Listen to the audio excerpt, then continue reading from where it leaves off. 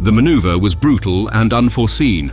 While the Allies were scratching their heads, strategizing how to penetrate Norway as a gateway to the battle-scarred Finland, Adolf Hitler blindsided them, unleashing a blitzkrieg invasion on Norway.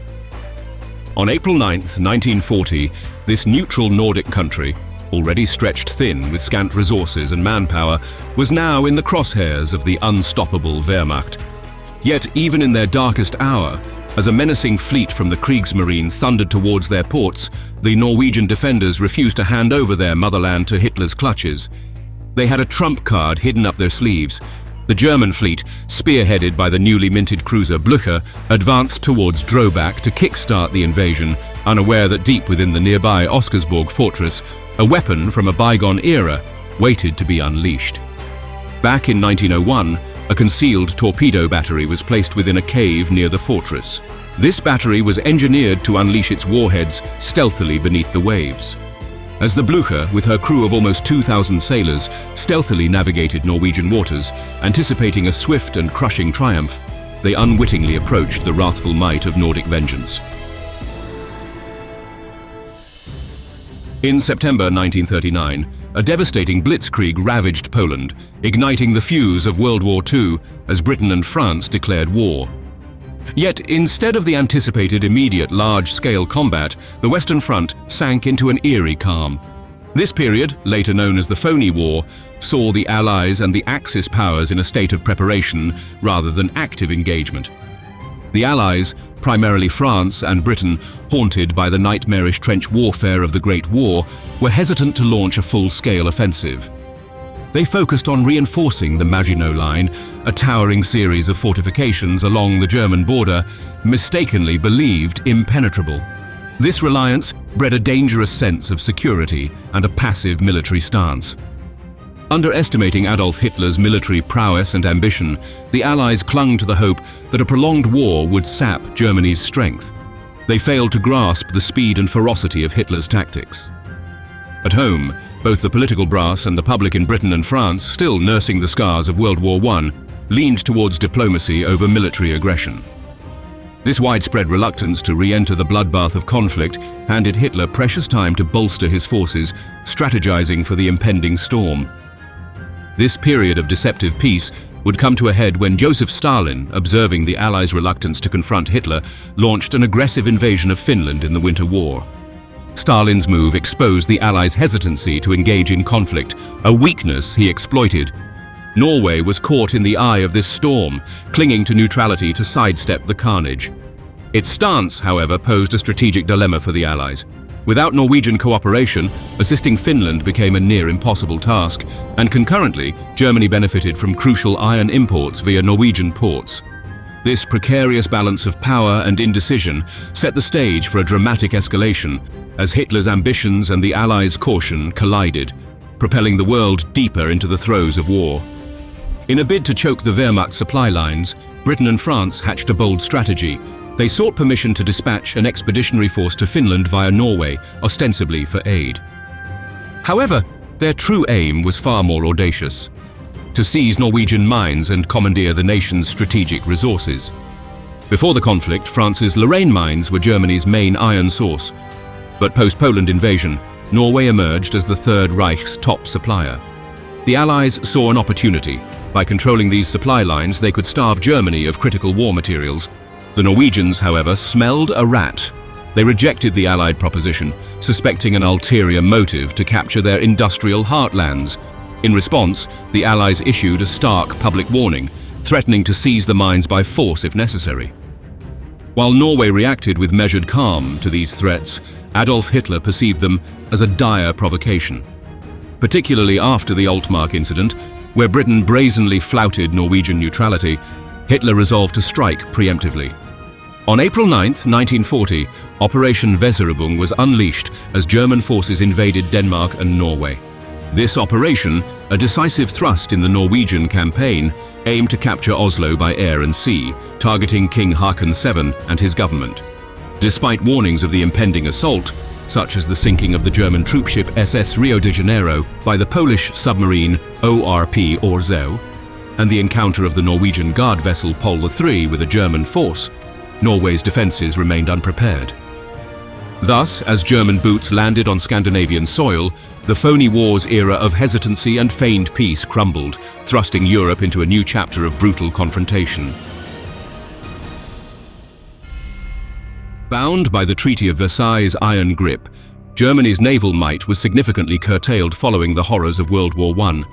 This treaty drastically limited the size and power of the German fleet, leaving it a shadow of its former self. The remaining vessels were restricted in size, firepower, and overall capabilities, symbolizing a nation's clipped wings. However, the mid-1930s witnessed the Nazi Party rise to power and brazenly flout the treaty's constraints. This act of defiance heralded the Kriegsmarine's audacious revival. A cornerstone of this resurgence was the construction of the Admiral Hitler class, a series of state-of-the-art cruisers that represented the fleet's spearhead and Germany's relentless drive for European dominance. The Admiral Hitler, the first behemoth of this new era, was soon overshadowed by the birth of an even more gargantuan warship. Launched in 1936, this colossus measured over 660 feet in length and 70 feet in breadth, a floating fortress armed to the teeth. The Blücher, as she was christened, was a harbinger of destruction, equipped with two 53.3 centimeters torpedo launchers at her stern and 4 additional deck-mounted launchers. Her daunting armament included 8 20.3 centimeters SKL, 60 guns, complemented by a battery of 32 anti-aircraft guns for skyward defense. The Blücher boasted the capacity to house 3 Arado EA-196 seaplanes and a crew exceeding 1,300 sailors. Named in honor of Gebhard Leberecht von Blücher, the Prussian general who was instrumental in Napoleon's downfall at Waterloo, she embodied Germany's rekindled military aspirations and thirst for supremacy. Powered by a trio of steam turbines and fed by 12 high-pressure oil-fired boilers, the Blücher surged through the waves at an impressive 32 knots. As the vanguard of Operation Weserübung, her mission was as bold as it was critical: the capture of Oslo, the heart of Norway. Laden, with a contingent of over 1,000 men, including crack troops from the 163rd Infantry Division, was a floating fortress poised to deploy her lethal cargo onto Oslo's shores. Accompanied by her sister's heavy cruiser, Lützow, the light cruiser Emden, and a protective fleet of escorts, the Blücher sailed with a relentless determination. In the dead of night on April 8, 1940, as she navigated the tight, snaking path of the Drobak Narrows, Oslo's maritime choke point, an uncanny stillness blanketed the waters. At Oscarsborg Fortress, Norway's first line of defense, Commander Birger Eriksen stood watch. His garrison, a mix of inexperienced troops and incomplete naval mine defenses, seemed ill-equipped for the impending German onslaught. Suddenly, a dire warning from the patrol boat Pole 3 pierced the quiet unknown vessels lurked nearby. Although the Pole 3 would fall victim to a German torpedo, its final act was to rouse Oscarsborg Fortress into readiness. Eriksen plunged the fortress into darkness, transforming it into a spectral guardian in the night. The German flotilla, under strict instructions to only return fire if engaged, advanced silently past the fortress. However, the Norwegian defenders, unshackled by such directives, braced for a clash. The Drobak Narrows, a natural bottleneck for naval access to Oslo, were defended by the Oscarsborg Fortress. This aging military bastion, primarily used for training coastal artillery servicemen, was underestimated by Nazi intelligence as a benign relic, a costly mistake. Hidden from the prying eyes of Kriegsmarine intelligence, the fortress, operational since 1901, harbored a clandestine ace, a torpedo battery nestled within a nearby cave. These torpedoes, relics from Austria-Hungary about 40 years old, were poised for a surprise that would defy their antiquity. This submerged arsenal comprised 3 torpedo tunnels, capable of unleashing up to 6 torpedoes without reloading, with 9 torpedoes at the ready. Each packed a 220-pound TNT punch, their targets observable from 3 strategic bunkers above the battery. By April 1940, the usual commander of this torpedo battery was on sick leave, leaving retired Kommandokaptein Andreas Andersen, familiar with these aging weapons since 1909, to step in. Oberst Birger Eriksen, tasked with vigilance against enemy ships, was taken aback to spot an unidentifiable foreign fleet breaching the southern defenses. Despite Europe's simmering tensions, 64-year-old Eriksson lacked explicit orders for such a scenario. Norway's neutrality was tenuous, teetering towards the Allies. As the enigmatic flotilla advanced, a Norwegian patrol boat's warning of additional nearby ships was abruptly cut short by a torpedo strike. Eriksson, sensing an imminent attack, rallied his fortress's troops, a mix of officers, non-commissioned personnel and green recruits, the latter conscripted merely a week prior. With all navigational beacons extinguished, Oscarsborg Fortress melded into the night, an invisible sentinel. Commandor Captain Andersen was swiftly ferried across the fjord to the torpedo battery. As the imposing fleet loomed just outside the fortress, Eriksson, grasping the gravity of the situation, discarded caution and commanded an offensive on the flagship.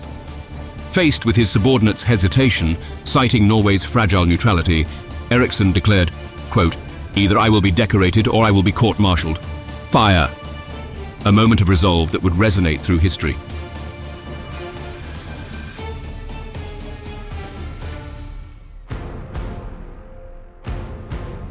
The initial volleys from Oscarsborg Fortress's guns missed Blücher, but their roar was a clarion call to the Germans, heralding the onset of battle.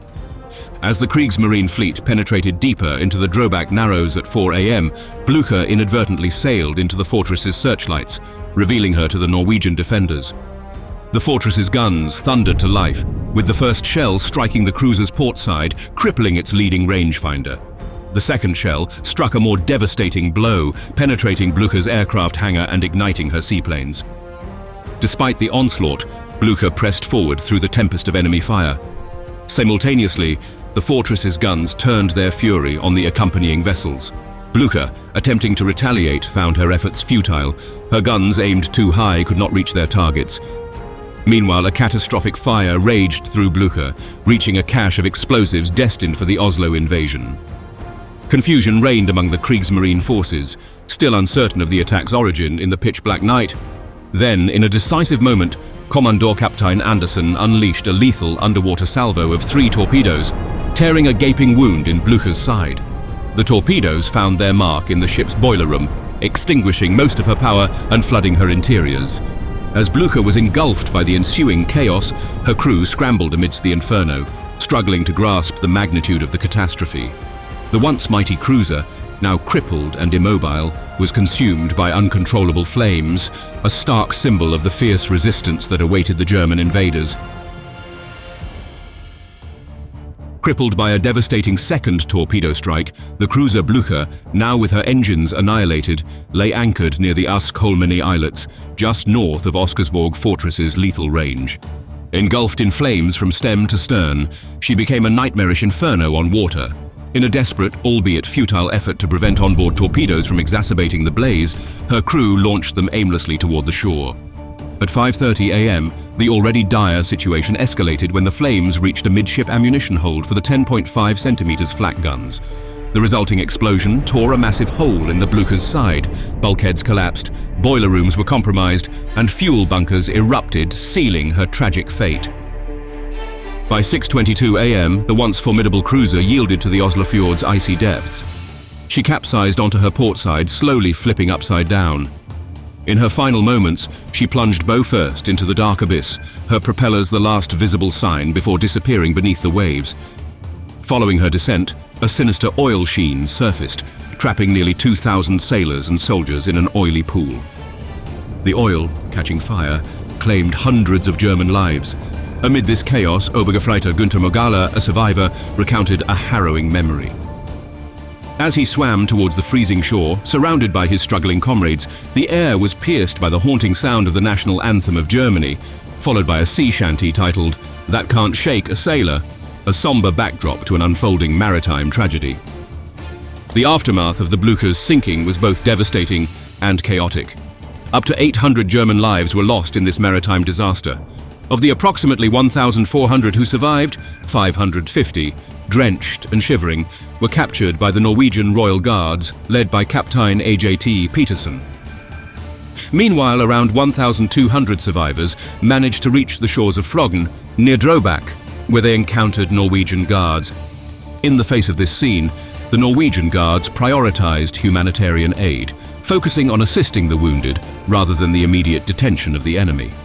This act of compassion in the midst of war resulted in approximately 1,000 Germans, including high-ranking officers like General Major Erwin Engelbrecht and Admiral Oskar Kummetz, being gathered at a nearby farm. There, they were held under light guard and, notably, left uninterrogated. As the day turned to evening, the Norwegian soldiers withdrew from the site, inadvertently leaving the Germans unattended. Seizing this unexpected opportunity, Engelbrecht and Kummetz discreetly made their way to Oslo, reaching the Hotel Continental by 10 p.m. Their arrival in Oslo was a Pyrrhic achievement, as the bulk of their force was scattered, captured, or lost to the sea. The Royal Norwegian Navy Hospital at Asgarden's Summer Hotel in Asgardstrand became a makeshift sanctuary for many of the wounded, both German and Norwegian, a somber reminder of the conflict's toll on human life.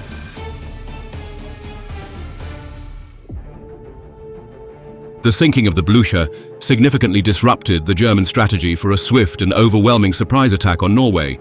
The Kriegsmarine, stunned by the unforeseen resistance at Oscarsborg Fortress, grappled with uncertainty about the source of the damage, unsure if it was solely from the fortress or from hidden mines. This confusion led them to postpone the remainder of their naval invasion, inadvertently allowing crucial time for the evacuation of Norway's royal family, cabinet and parliament members. Germany's initial invasion plan hinged on rapidly seizing key Norwegian cities by sea and capturing King Haakon VII and the Norwegian cabinet. The Nazi leadership believed that detaining these figures would lead to a quick capitulation of Norwegian forces. However, Oberst Birger Eriksen and his men at Oscarsborg Fortress dramatically derailed this scheme, affording precious time for the Norwegian military to mobilize and the royal family to evade capture. During their escape, the royal court witnessed the Battle of Midskogen and endured the bombardments of Elverum and Nybergsund.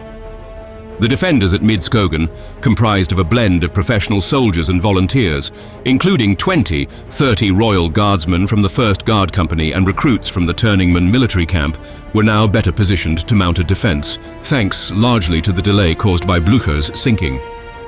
Armed primarily with Krag Jorgensen bolt-action rifles and 2 Colt M29 machine guns, these Norwegian defenders faced a German force of about 120 paratroopers. Under Hauptmann Eberhard Spiller, these invaders boasted superior training and firepower, including modern submachine guns and grenades, yet the resistance they encountered was bolstered by the critical time afforded by Blücher's unexpected demise. The Norwegian defensive strategy at Midskogen entailed establishing roadblocks at Midskogen and Sagstuen to halt the German convoy's advance. The plan was to force the German troops to proceed on foot through deep snow, then retreat to a fortified position at Sagstuen for a final stand. The blockade at Midskogen was hastily constructed using civilian vehicles, stretching over 100 meters due to the heavy traffic in the area. However, when the German forces arrived at this blockade around 2 a.m., they unexpectedly found themselves further west than the Norwegians had anticipated. This miscalculation disrupted the Norwegian defense plan, and they soon came under intense fire from the well-armed German troops. The situation intensified dramatically when a nearby barn set ablaze by German illumination rounds lit up the night, revealing the Norwegian positions. Until then, the Norwegians had relied on the cover of darkness for concealment. Compounding their predicament, they discovered their machine guns were inoperable, having frozen in the cold. In this chaos and under relentless fire, the Norwegians restored one machine gun to working order, providing critical cover fire for their retreat. The skirmish at Midskogen drew to a close around 3 a.m., with both sides withdrawing from the immediate area. The Norwegian forces regrouped at Sagstuen, their numbers bolstered by reinforcements from the Norwegian Military Academy. The German forces, recognizing the futility of their raid and suffering severe injuries, retreated back to Oslo. Despite the fierce battle, casualties were relatively light on both sides. Crucially, the German withdrawal bought precious time for the Norwegian cabinet and royal family. This respite allowed for the completion of the Elverum authorization, which bestowed temporary absolute authority on the cabinet, as the parliament could no longer convene under normal circumstances. Furthermore, this delay enabled the royal family and key government officials to distance themselves from the invading forces further. Though minor in scale, The Battle of Midskogen played a significant role in boosting Norwegian morale and came to symbolize the nation's determined resistance against the German invasion, an emblem of defiance in the face of overwhelming odds. Had Oberst Birger Eriksson not taken his defiant stand during the Battle of the Drobak Narrows, the likely outcome would have been a swift collapse of Norwegian defenses, leading to the capture of the royal family and parliament members. This scenario would have left the British Royal Navy with little opportunity to mount an effective response before the completion of the German invasion. Despite the valiant efforts of the men at Oscarsborg Fortress and other courageous Norwegian defenders who resisted the Germans at great cost, the overwhelming force of the German war machine proved unstoppable both from within and without Norway's borders. As the royal family sought refuge in exile, Vidkun Quisling, a Norwegian military officer and Nazi sympathizer, attempted to capitalize on the chaos. He broadcasted a radio address aiming to usurp power and establish a pro-Nazi government in Norway amid the ongoing invasion. Key Norwegian ports and strategic locations, including Bergen, Stavanger, Egersund, Kristiansand, Arendal, Horten and Trondheim, fell to the Germans within a mere 24 hours. The Norwegian armoured coastal defence ships, Norge and Eidsvold, stationed at the port of Narvik in a bid to defend it, were quickly outmatched and sunk by the superior German naval forces. The speed and intensity of the German invasion rapidly overwhelmed Norway's defensive efforts. The Norwegian Air Force, significantly outgunned, deployed merely 5 fighter planes in a desperate attempt to counter the onslaught of more than 80 German warplanes. This rapid sequence of events underscored the sheer scale and efficiency of the German military operation, highlighting the daunting challenge Norway and its allies faced in the early days of World War II. The German military, showcasing their tactical prowess, executed the first successful paratrooper assault in history. Airborne troops landed at Fornebu Airport in Oslo, the Kristiansand Airport in Kjevik, and the Sola Air Station, marking a significant advancement in military strategy. Amidst this turmoil, King Haakon VII faced immense pressure to appoint Quisling as head of the government, supposedly to ensure a smooth transition of power. However, King Haakon, steadfast in his principles, vehemently rejected this proposal. He declared to his advisors that he would rather abdicate than betray his country by appointing a government led by a Nazi ally. This bold stance was unanimously supported by the members of his government, who encouraged Norwegians to persist in their resistance against the German occupation. Hitler, faced with a lack of popular support for Quisling, established a puppet government.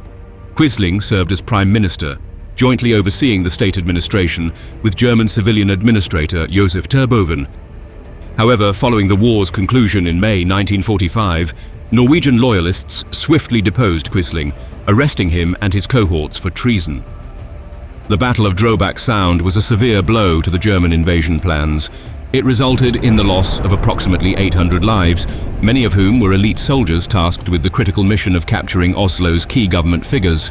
Remarkably, the Norwegian defenders at Oscarsborg Fortress, equipped with outdated weapons and composed mainly of recruits fresh from basic training, did not suffer any fatalities.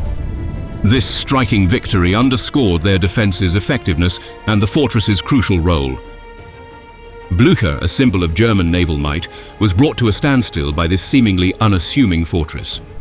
Today, the wreckage of the once proud Kriegsmarine cruiser rests at the bottom of the Oslofjord. In 2016, 75 years after its sinking, the site was declared an official war memorial, safeguarding it from potential looters and preserving it as a lasting reminder of the fortress's remarkable stand against overwhelming odds.